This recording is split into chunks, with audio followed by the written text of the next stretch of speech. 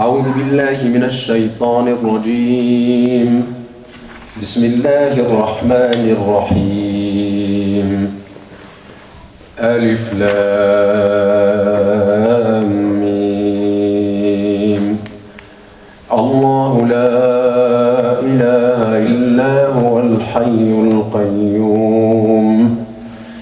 نزل عليك الكتاب بالحق مصدقا لما بين يديه وأنزل التوراة والإنجيل من قبل هدى للناس وأنزل الفرقان. إن الذين كفروا بآيات الله لهم عذاب شديد والله عزيز ذو انتقام. إن الله لا يخفى عليه شيء في الأرض ولا في السماء. هو الذي يصوركم في الأرحام كيف يشاء. لا إله إلا هو العزيز الحكيم. هو الذي أنزل عليك الكتاب منه آيات محكمات هن أم الكتاب وأخر متشابهات. فأما الذين في قلوبهم زيغ فيتبعون ما تشابه منه ابتغاء الفتنة وابتغاء تأويله وما يعلم تأويله إلا الله. والراسخون في العلم يقولون آمنا به كل من عند ربنا وما يذكر إلا أولو الألباب. ربنا لا تزغ قلوبنا بعد إذ هديتنا وهب لنا من لدنك رحمة إنك أنت الوهاب. ربنا إنك جامع الناس ليوم لا ريب فيه إن الله لا يخلف الميعاد. إن الذين كفروا لن تغني عنهم أموالهم ولا أولادهم من الله شيئا وأولئك هم وقود النار. صدق الله العظيم.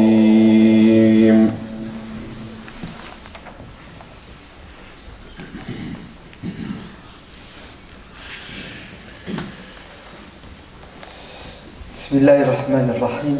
الحمد لله حمدا كثيرا طيبا مباركا فيه، وأفضل الصلاة وأتم التسليم على سيدنا محمد وعلى آله وصحبه أجمعين.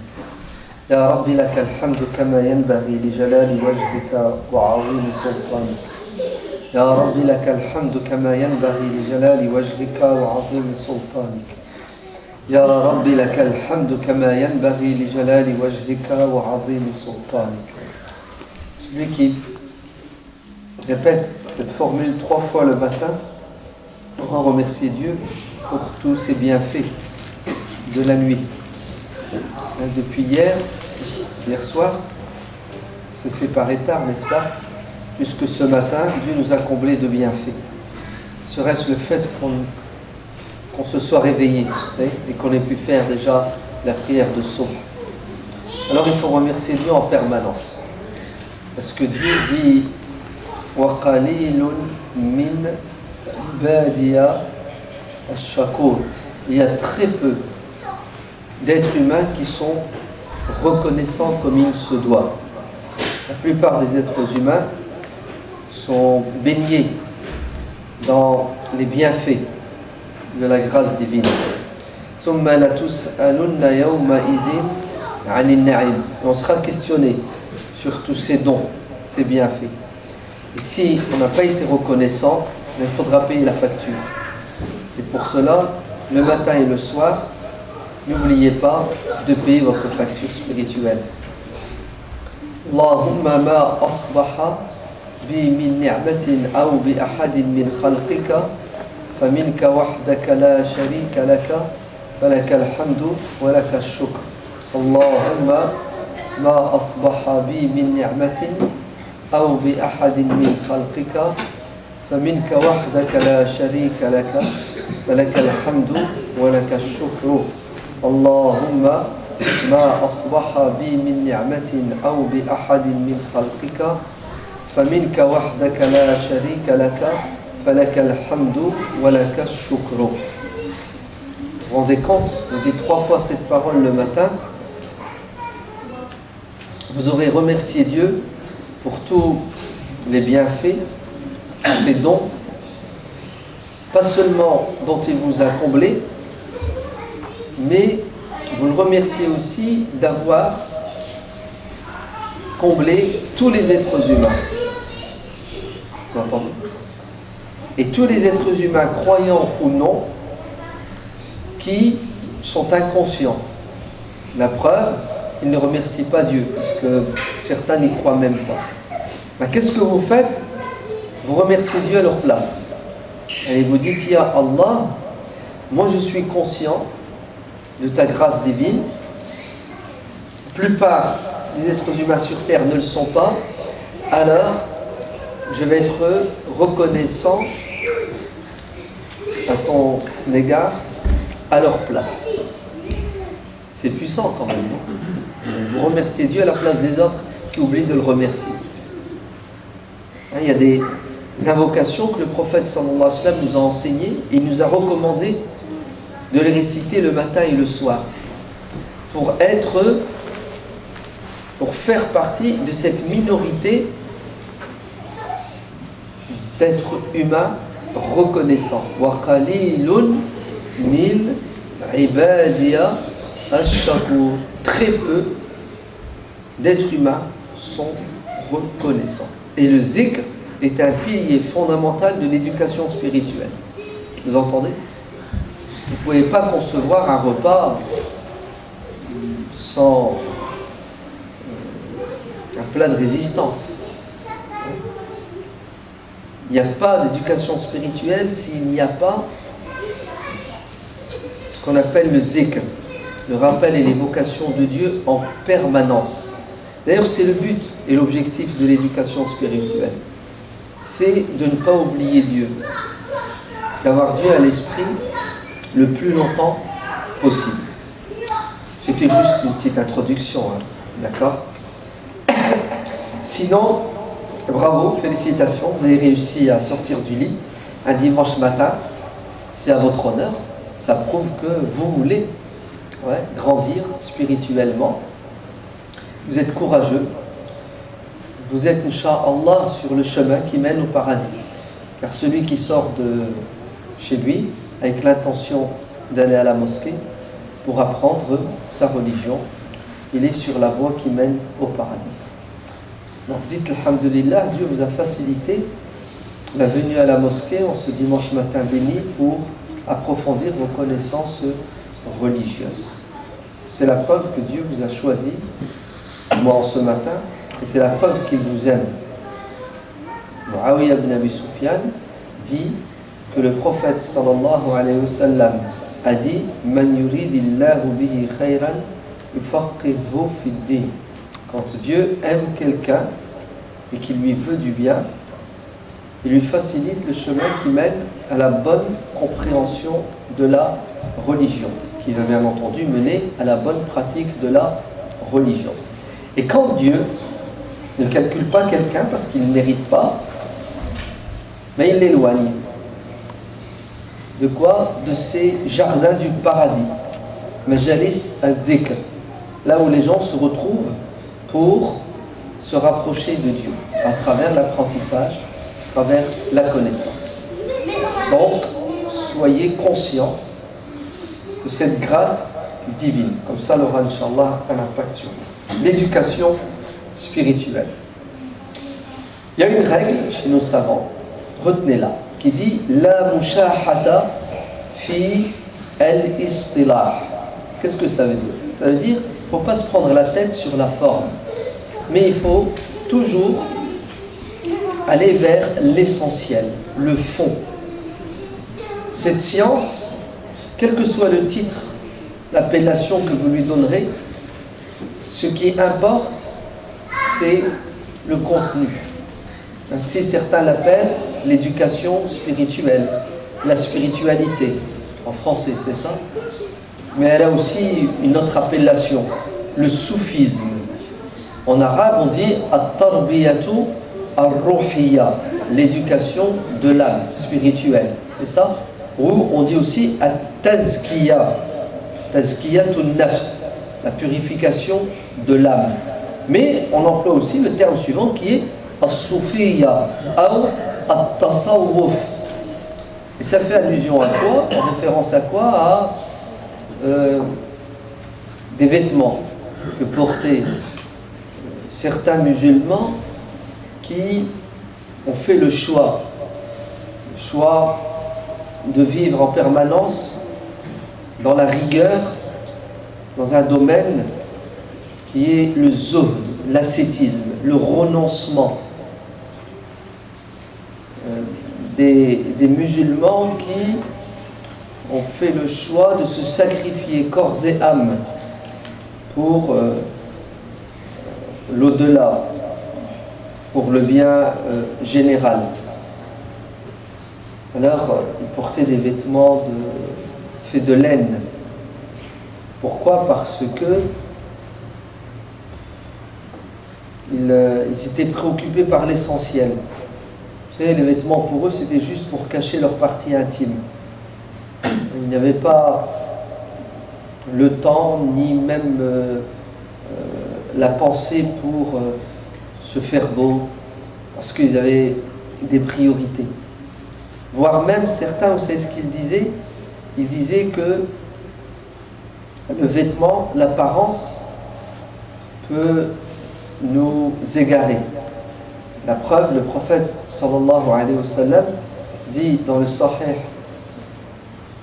hadith authentique, Ta'isa abdu al-dirham, Ta'isa abdu al-qamisa, c'est-à-dire sera malheureux celui qui adorera l'argent, les vêtements.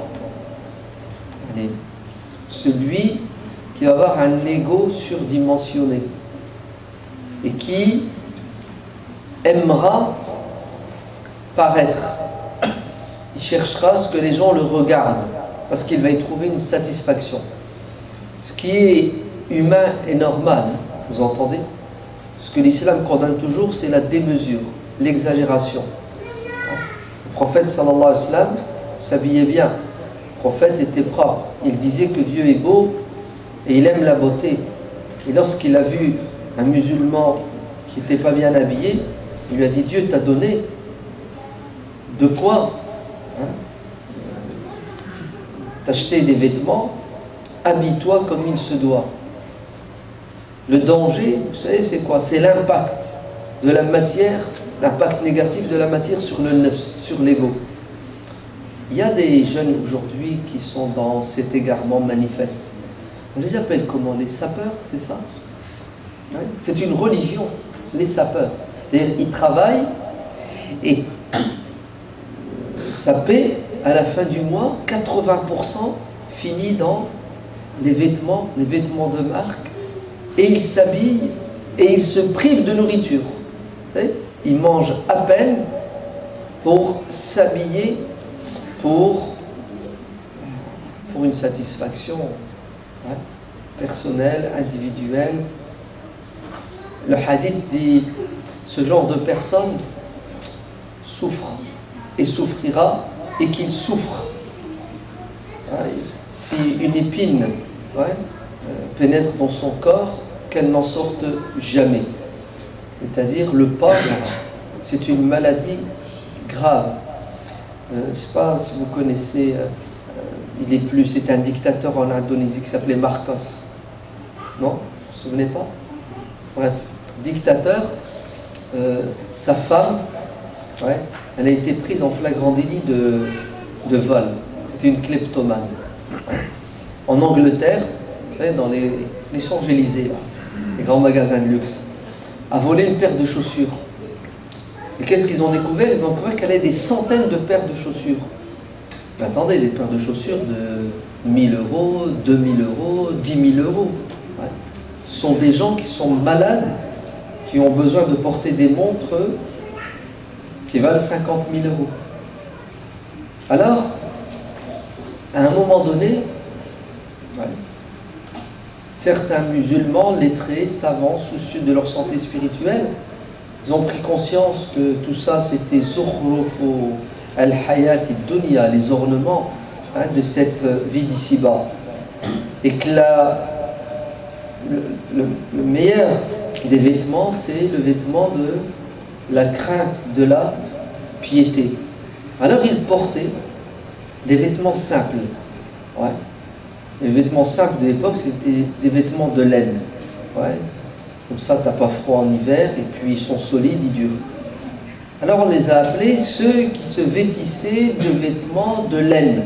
En arabe, la laine, on dit as-souf. C'est ça? Donc, el-mutasawwifa. Donc, l'appellation faisait référence à quoi? À cette allure qu'ils avaient de gens simples qui ne prêtaient pas plus qu'il ne faut attention à leur aspect extérieur, mais ils mettaient le paquet sur l'aspect intérieur. Ça va, vous avez compris ce que veut dire le mot soufisme? Ça, à l'origine, que veut dire le mot soufisme? Maintenant, comme toute notion, elle a toujours une connotation, une dénotation.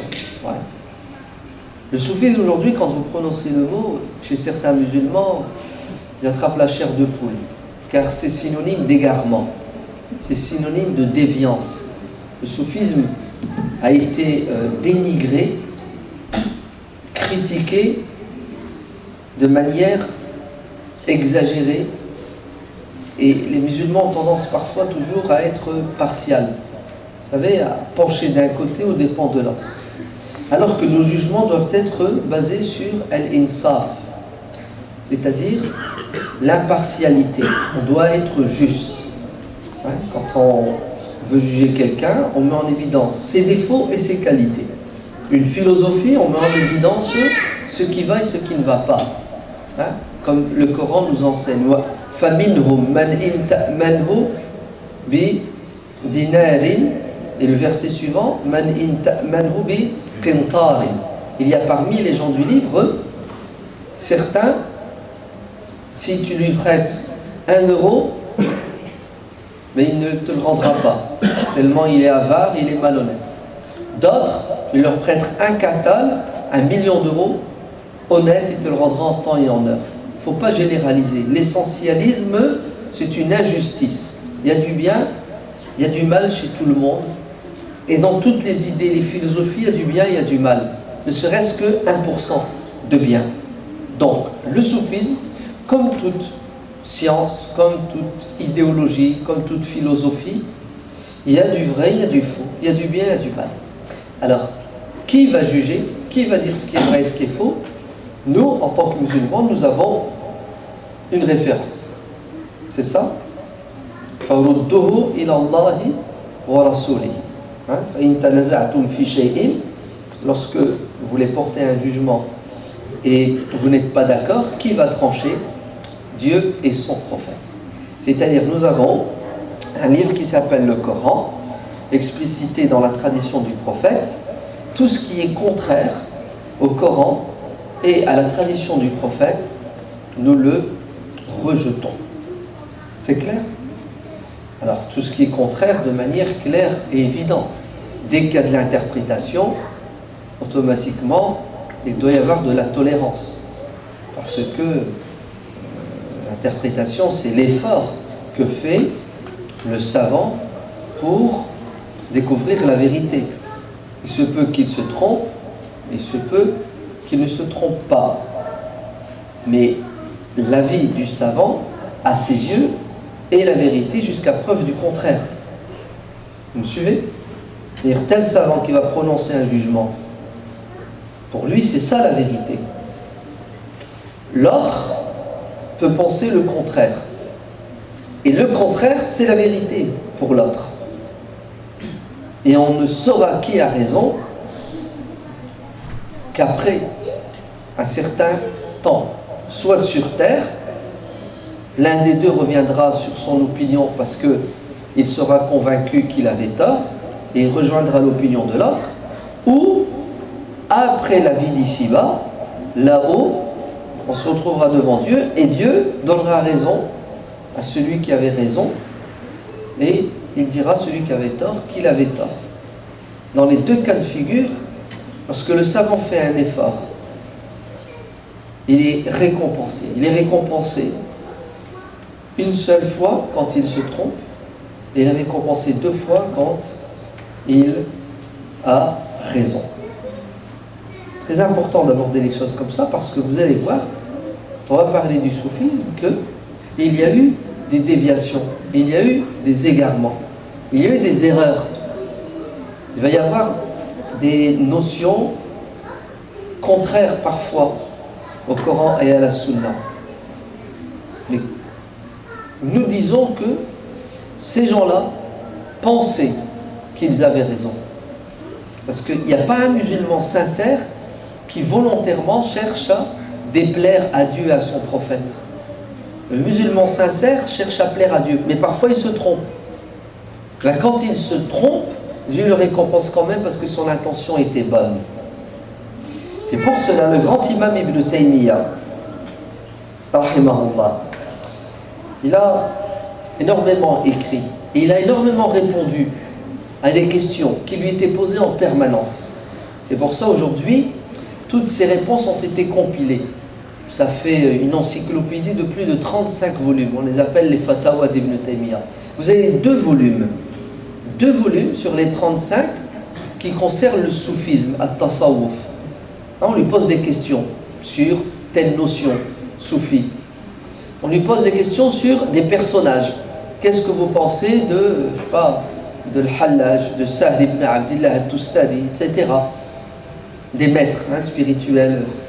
Et l'imam Ibn Taymiyyah, avec son rationalisme extraordinaire, mais surtout sa probité intellectuelle, quelqu'un d'honnête, qu'est-ce qu'il fait? Il dit, écoutez, sur ce point il avait raison, à mon avis, sur ce point il avait tort. Preuve à l'appui. Ce n'était pas un extrémiste qui disait tout le soufisme et tous les soufis sont à rejeter. Non, il a fait le tri en fait. Ouais.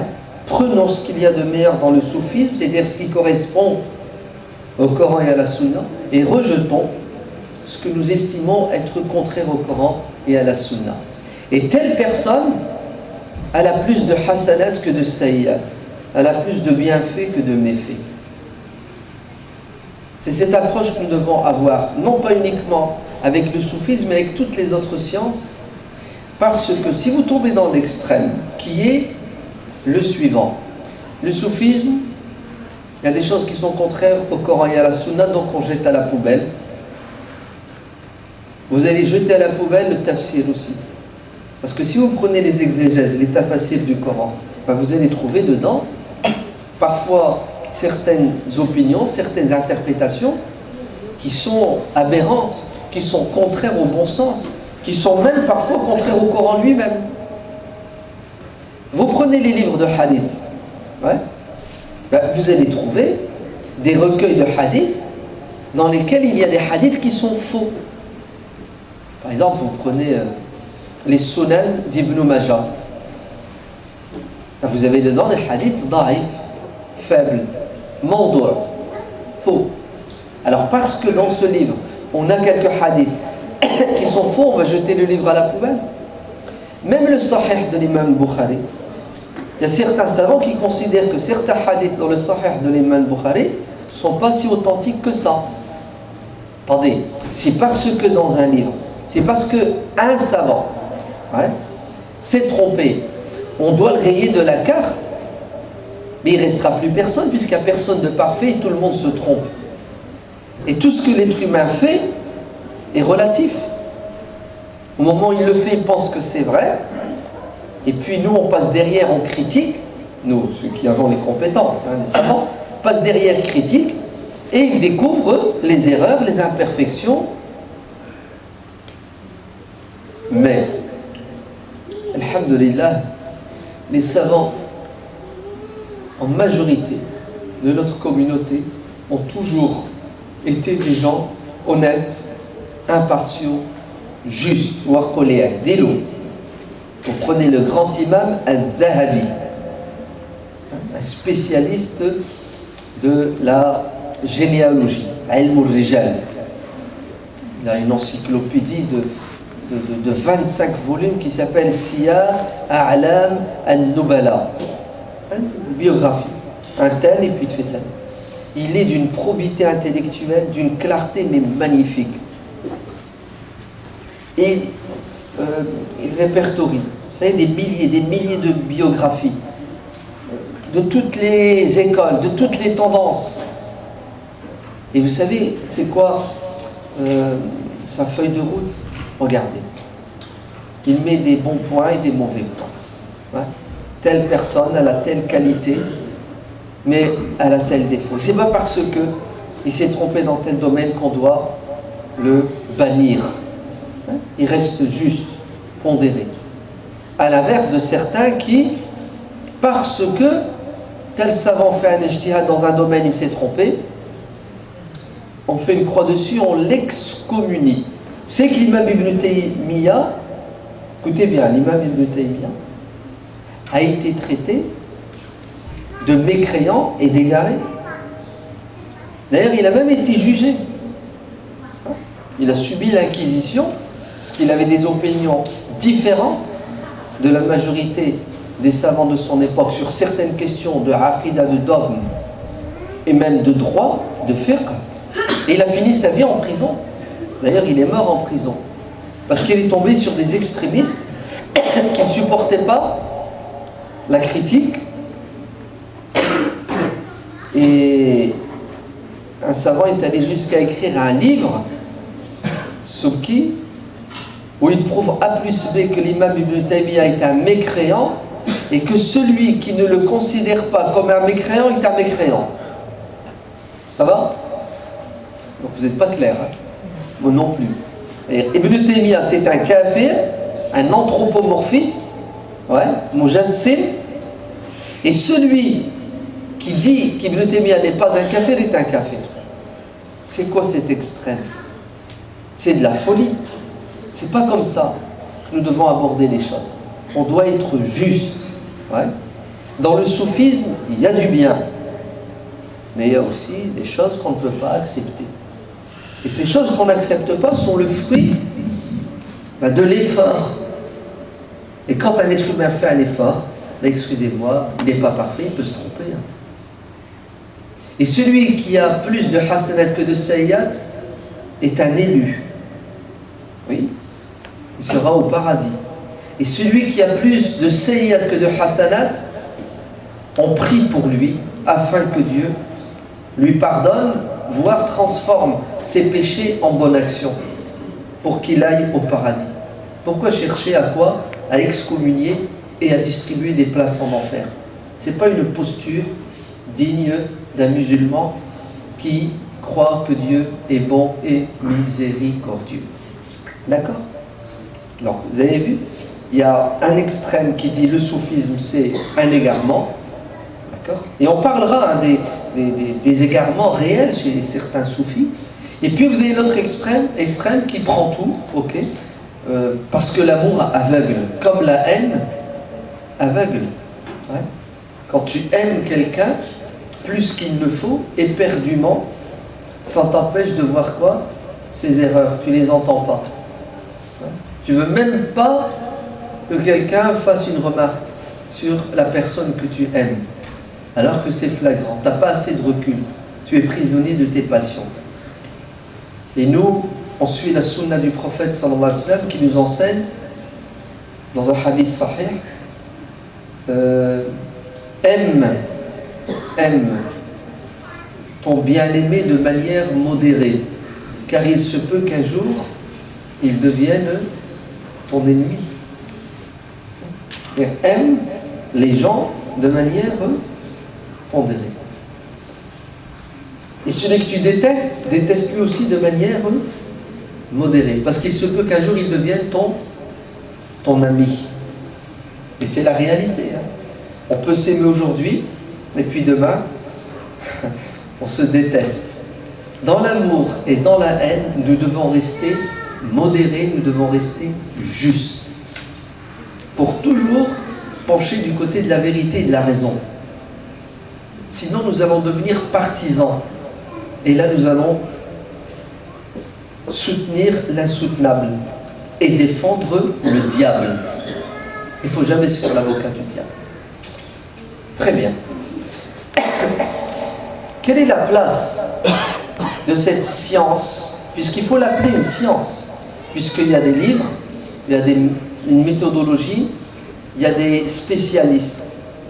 Vous savez, quand vous prenez les sciences religieuses, vous avez les sciences du Coran, les sciences du hadith, les sciences du fiqh, du droit, les sciences des fondements du droit, d'usul al-fiqh, les sciences de la langue arabe, c'est ça, l'histoire. Ben, vous avez une science, entrez dans n'importe quelle bibliothèque, ouais,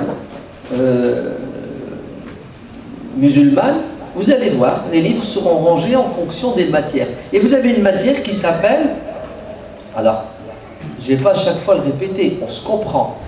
La mushahata fil istilah. D'accord?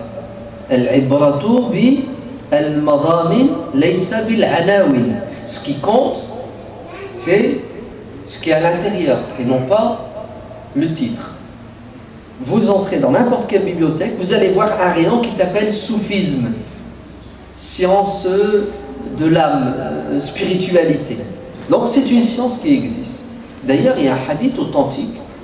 Le prophète sallallahu alayhi wa sallam dit awwalu ilmin yurfa. La première des sciences qui va disparaître, c'est laquelle? Ilmu al-khushu', la science de la crainte de Dieu, la science de la concentration, la science du cœur. Et vous savez comment disparaît cette science? Pas uniquement avec la disparition des livres, qui peut arriver, mais surtout avec la disparition des savants qui sont censés l'enseigner, éduquer les gens dans la crainte de Dieu, l'amour de Dieu, et qui sont censés être des modèles et des exemples. Si bien qu'à un moment donné, notre religion va devenir du folklore. On va mettre le paquet sur la carcasse, le corps, et on va oublier le cœur et l'essentiel. Lan yanal Allah, le verset. Wala dima'uha walakin yanaluhu. Vous avez vu le verset, comment il est fort. C'est-à-dire, quand tu immoles, tu sacrifies une bête. Ouais. Est-ce que vous croyez que le sang de la bête, la viande de la bête, est-ce que c'est ça que Dieu va recevoir de votre part? Non. Ce qui compte, c'est la posture spirituelle. Pourquoi vous l'avez fait? Vous étiez dans quel état de spiritualité? Est-ce que cette bête, vous l'avez immolée avec l'intention de plaire à Dieu? D'ailleurs, est-ce que vous l'avez fait parce que vous êtes conscient que c'est Dieu qui vous a donné la permission de le faire? Sinon, c'est interdit de donner la mort. Et après, vous faites quoi avec cette viande? C'est pour vous engraisser ou vous pensez à nourrir l'affamé parce que Dieu vous le dit? C'est-à-dire, Dieu, dans le verset, nous dit « Attention, ne vous trompez pas. Moi, Dieu, je tiendrai compte uniquement de la piété que vous avez dans le cœur. » Le prophète sallallahu alayhi wa sallam dit dans le hadith apporté par Muslim, Abu Huraira, Dieu ne regarde pas vos vêtements, c'est ça, hein, vos visages, il ne regarde pas vos aspects extérieurs uniquement. C'est-à-dire, tu ne peux pas tricher avec Dieu. L'hypocrite s'habille, l'hypocrite s'expose. Pourquoi? Pour que les gens pensent que avec Dieu ça ne marche pas. Dieu il est au courant de ton cœur, il sait ce qu'il y a dedans, tu es sincère ou non. Dieu tient compte d'abord de vos cœurs. Et si le corps suit, c'est magnifique. Mais parfois, tu fais quelque chose qui est contraire à ton intention. Ouais. Parfois, tu as une bonne intention et tu te trompes. La yu'akhidukum Allahu bi al-lahwi fi aymanikum. Quand tu jures, sans te concentrer, ouais. Wallah que c'est vrai, Inch'Allah, Allah, tu vas faire ça. Tu sais, parfois on jure sans tenir compte de l'importance du jurement. Est-ce que ça compte? Non, ça compte pas. Ce qui compte, c'est quand tu jures consciemment et ensuite tu fais un jurement, c'est-à-dire tu tiens pas, hein, tu n'assumes pas. Donc, notre religion, qu'est-ce qu'elle nous enseigne? Elle nous enseigne que l'essentiel, c'est le cœur. Le corps, c'est juste un support. Donc, ne vous trompez pas. C'est une science. Ça s'apprend. Être sincère. Aimer Dieu. Craindre Dieu. Ouais. Et quand les imams, les savants, ne parleront plus de cette dimension fondamentale, essentielle de notre religion, la spiritualité, nous allons devenir des musulmans de façade. Nous allons même devenir des musulmans schizophrènes, voire hypocrites dans nos comportements. Ouais. Et qui ne se plaint pas de ça aujourd'hui? Ouais. Nous tous, ouais, on a des baisses de foi terribles. Si bien qu'à un moment donné, on pratique par réflexe sociologique. On n'y trouve pas de plaisir, ni d'amour. Ouais. On fait parce qu'on n'a pas le choix. C'est pas normal. Ouais. Dieu ne dit-il pas dans le Coran Walladina amanu ashaddu hubban lillah. Vous devez aimer Dieu et faire tout ce que Dieu vous demande de faire avec amour, comme d'ailleurs les autres adorent autre que Dieu, et ils l'adorent avec amour. Vous devez avoir encore plus de quoi? D'entrain dans votre adoration. Et tout ça, on le vit, on s'en plaint. Hein, la concentration dans la prière, hein, c'est un gros problème pour nous en tant que musulmans. C'est dû à quoi, à votre avis? C'est dû au fait que les musulmans ont délaissé de manière réelle ce volet fondamental de la religion qui s'appelle l'éducation spirituelle, at-tarbiya ruhiyya. Vous avez vu le terme en arabe, tarbiya, rabba, c'est-à-dire tu accompagnes la personne pour qu'elle évolue dans le domaine. Et c'est exactement ce que le prophète sallallahu alayhi wa sallam a fait. Ouais. Yu'allimukumul kitaba wal hikmata wa yuzakkikum. Le prophète est venu enseigner quoi? Le Coran, la Sunna. Point final. Le Coran et la Sunna sont des médicaments. C'est une pharmacie. Tu n'as pas les capacités ni les moyens de faire bon usage de tous ces médicaments. D'ailleurs, il y en a beaucoup. Je ne sais pas c'est lequel qui correspond hein, à ta maladie. Tu ne connais même pas la posologie. Ouais. Combien tu dois prendre par jour. Tu n'as pas le sens. C'est normal, tu n'as pas fait des études de pharmacologie, de médecine. Les médicaments peuvent te tuer. N'est-ce pas? Alors, le verset est clair. Coran, Sunna. Et At-Tazkiya, c'est-à-dire le prophète, c'est le médecin et le pharmacien. Il est l'intermédiaire entre le Coran et la Sunna. Vous me suivez? C'est lui qui va vous permettre de faire bon usage du médicament. Si vous accédez de vous-même à la pharmacie, vous allez vous perdre. Vous allez vous faire du mal. C'est pour cela, les compagnons disent que le prophète, qu'est-ce qu'il faisait? Il nous vidait.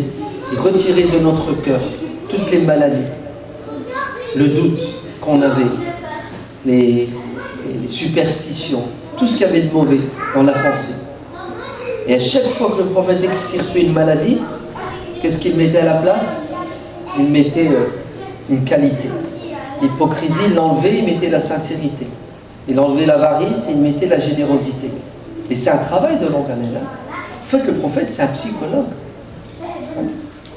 C'est un psychologue, c'est quelqu'un qui maîtrise cette science de l'âme, ses penchants, ses défauts, ses faiblesses, mais aussi ses capacités d'évoluer. Et il donnait à chacun le médicament et la dose de médicament dont il avait besoin pour grandir, pour évoluer. Ça s'appelle, le Coran utilise le terme de Yuzakkikum at-Tazkiya. Donc, vous voyez bien qu'il y a une science et il y a des savants. Pour faire quoi? Pour faire un travail qui s'appelle at-Tarbiya, l'éducation. Un travail qui s'appelle... Regardez comment le Coran dit. وَمَنْ يُضْلِلِ اللَّهُ فَلَنْ تَجِدَ لَهُ وَلِيًّا مُرْشِدًا. Qui s'égare? Celui qui n'a pas de wali murshid. Ça veut dire quoi un wali murshid? Un wali, ça veut dire quelqu'un qui est rattaché à Dieu, quelqu'un qui est proche de Dieu, c'est-à-dire un croyant sincère, savant, honnête, entier, un exemple, un modèle. Vous savez comment on dit en arabe? Un cheikh, un maître, c'est ça? Très bien. Murshid, cette personne ne doit pas uniquement craindre Dieu, pratiquer la religion comme il se doit, être un exemple. C'est pas suffisant. Il faut qu'il soit capable d'accompagner les gens pour qu'eux-mêmes craignent Dieu. C'est-à-dire qu'il faut qu'il soit un éducateur. Il faut qu'il soit un guide. Et c'est ça un prophète. Il est un modèle et un éducateur. Un exemple et un mu'allim, quelqu'un qui enseigne. Et les savants sont quoi? Les héritiers des prophètes. Et c'est comme ça que ça s'est passé dans l'histoire de notre communauté. Le prophète va éduquer les sahaba, c'est ça? Les sahaba vont prendre le relais en éduquant la génération suivante, les tabi'un. Et ainsi de suite jusqu'à aujourd'hui. L'islam s'est transmis de génération en génération, de maître à élève. Et il y a toujours eu, dans la communauté musulmane, cette frange de la population musulmane, de gens lettrés, savants, qui vont prendre en charge la masse pour la préserver dans la religion et pour lui permettre d'évoluer dans la religion, en l'éduquant dans tous les domaines, intellectuels, spirituelle et physique. Sinon, le troupeau se retrouve sans berger. D'accord? Et les hadiths sont nombreux qui prouvent que la communauté, et c'est valable pour toutes les communautés sur Terre, hein, c'est naturel ce que je suis en train de vous dire, mais j'insiste parce que malheureusement on veut nous faire croire aujourd'hui que pour être un bon musulman, ben, tout seul tu peux te débrouiller. C'est ça, tu achètes les livres, même pas aujourd'hui, tu télécharges, c'est ça, tu mets sur ton iPhone le Coran, tous les livres de hadith, Maktab al-Shamila, la bibliothèque virtuelle de milliers de livres, et c'est bon, tu tapes et tu as la réponse à toutes les questions. Oui, effectivement, tu vas trouver des réponses qui vont peut-être satisfaire ton cerveau, ouais, ton intellect, mais c'est pas ça qui va t'éduquer. Vous entendez? L'éducation passe par quoi? Par un travail de longue haleine qui se fait en respectant des règles. Il faut un éducateur et il faut un programme. Et il faut quoi? Il faut une structure. Ouais. Et là, qu'est-ce qui va se passer? Ben, le musulman va évoluer. Et il a toute une vie pour évoluer. L'éducation ne s'arrête pas. Mais si chacun fait ce qu'il veut, ce qu'il a envie, comme il veut, chez lui, sur la toile, ça va faire des musulmans de façade, peut-être même ça va faire des polémistes, des pros du questionnement, des réponses, des disputes, ouais, et automatiquement des égarements. Et ça ne rapproche pas les gens de Dieu, voire peut-être même ça les éloigne de Dieu. Très bien. Donc, une science. Qui dit science dit savant. Qui dit savant dit une littérature. D'accord? Donc des supports. Qui dit science dit une stratégie éducative. Tout ça s'appelle le soufisme. Mais comme c'est l'œuvre d'humain, le propre de l'être humain, c'est l'imperfection. Okay? L'être humain n'est pas parfait. Donc, qu'est-ce qui va se passer? Il y aura des erreurs et des égarements manifestes. On est d'accord? Il y a deux types d'erreurs. Il y a des erreurs qui sont pardonnables, ouais. Et puis il y a des erreurs qui passent au stade de quoi? D'égarement manifeste. Celui qui remet en cause des fondements de l'islam, ça ne s'appelle plus une erreur, ça s'appelle l'égarement. Ainsi on va avoir certains maîtres dits soufis, vous avez dit soufis, hein, l'habit ne fait pas l'imam,